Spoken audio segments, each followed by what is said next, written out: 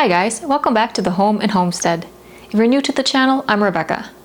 Today we're going to be doing some food preservation. We're going to be doing some water bath canning of some homemade tomato sauce.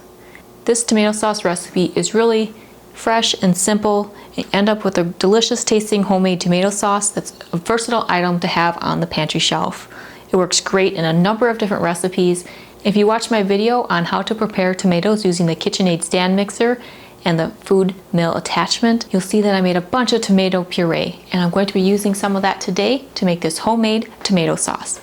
So let's head to the kitchen so we can do some food preservation and water bath can some homemade tomato sauce.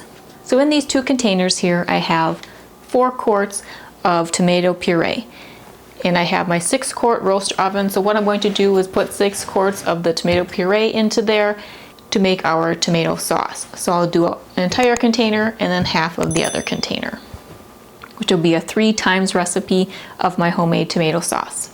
So let's get this tomato puree into the Nesco roaster oven so we can prepare our tomato sauce. You can also use a Dutch oven or a stock pot if you'd like to slow cook your tomato sauce over the stovetop.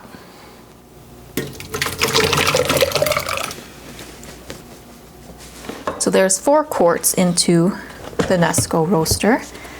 Let me add 2 more quarts, which will be 8 cups. This is a 2-cup measuring cup here.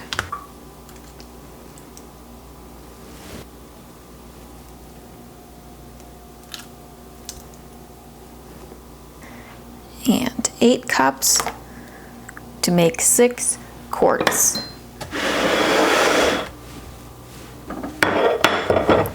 So now what we're going to do is turn the Nesco roaster up to 300 degrees Fahrenheit, and I will just add a couple of ingredients I'd like to add for my homemade tomato sauce. I like to add 2 tablespoons of sugar for each batch, which is usually 6 to 8 cups of tomato puree. So since I'm doing 3 times a batch, I'm going to add 6 tablespoons of some sugar.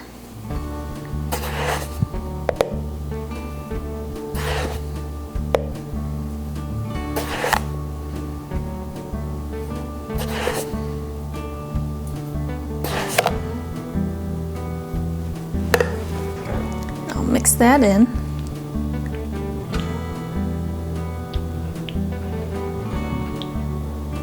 This tomato sauce is going to come to a boil and start cooking down. And you'll just cook it till it's to whatever consistency that you prefer. I'll probably cook this down till it's about a third or a half of the volume that it is right now. Then I also like to add salt. So I do 1 teaspoon of a canning salt per batch. Again, we're doing 3 times the batch, so I'll do 3 teaspoons of a canning salt.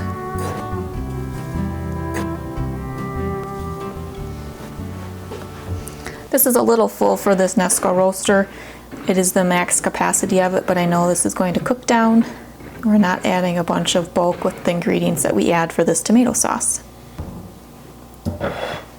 So I'm just going to put the lid on the Nesco roaster so that it'll help this sauce to heat through and it'll begin to cook down. Every now and then I'll come by and stir the sauce so that it doesn't scorch or burn on the bottom of the oven. We'll come back in a few hours and see how it's doing. Alright, our homemade tomato sauce has finished cooking down, and it's cooked down to about half of the volume, I would say. It has a nice, sweet, and fresh flavor to it.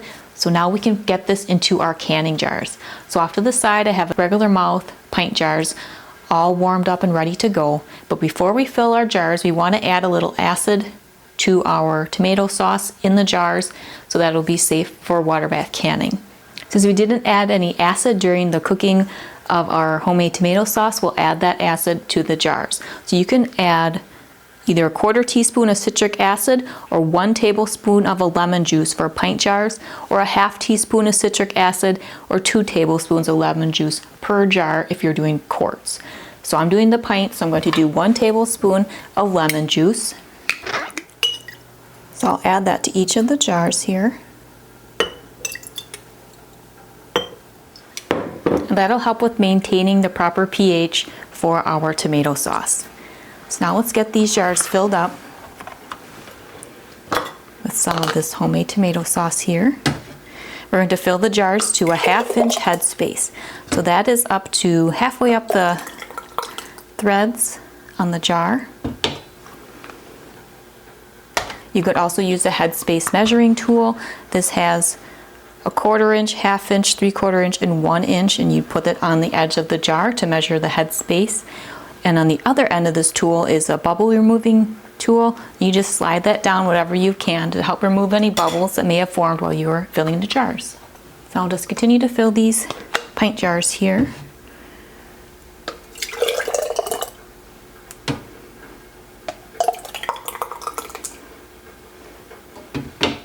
Our homemade tomato sauce is nice and sweet, and adding that lemon juice doesn't really affect it too much, but if you find that it makes it a little too tart, you can just simply add a little bit of sugar when you're doing your final cooking.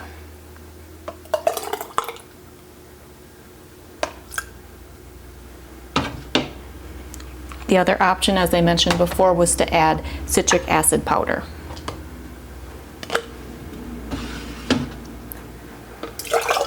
And they have that typically wherever you have your home canning supplies. You could also order it online.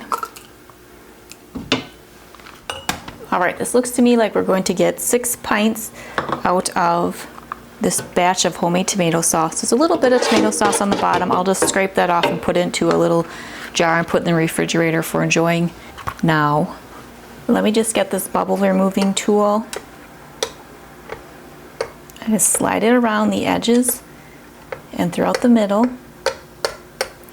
and you'll see little bubbles come to the surface if any were formed while filling. You can also stir a little bit because of that lemon juice.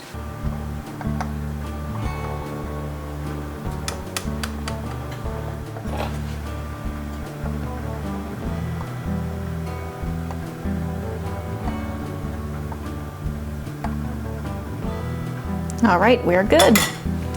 So I'll just take a paper towel that I moistened with some water, and I'll wipe off along the rim and the side threads of the jar. That'll just help ensure a nice seal. It'll help keep our rings clean so we can continue to reuse them for different canning projects. Now we're just going to put the lid followed by the ring, just finger tight. I have my water bath canner warming up, and as soon as it's up to temperature, we will get these jars of homemade tomato sauce into the canner for processing. So let's head over to the canner. All right, here I have my water bath canner, and it has been heating up while we are prepping our homemade tomato sauce into the jars. So let's just remove this cover. Check the temperature. Good.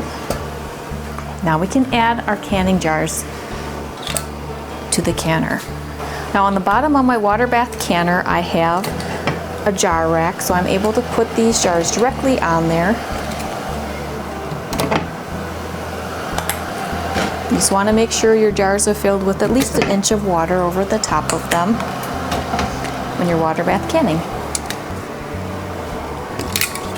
So get the lid back on. And the minimum processing time for homemade tomato sauce is 35 minutes for pints or 40 minutes for quarts.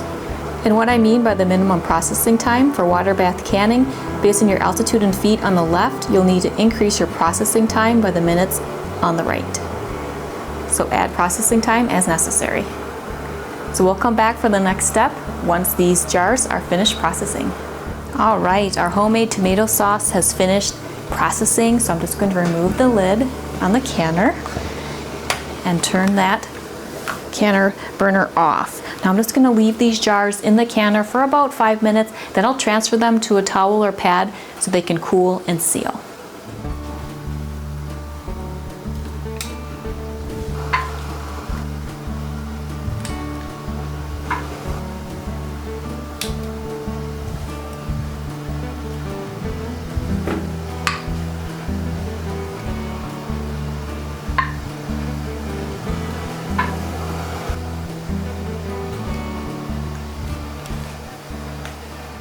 Here is our homemade tomato sauce. We were able to water bath can 6 pints of this fresh and sweet tomato sauce from tomatoes from the garden.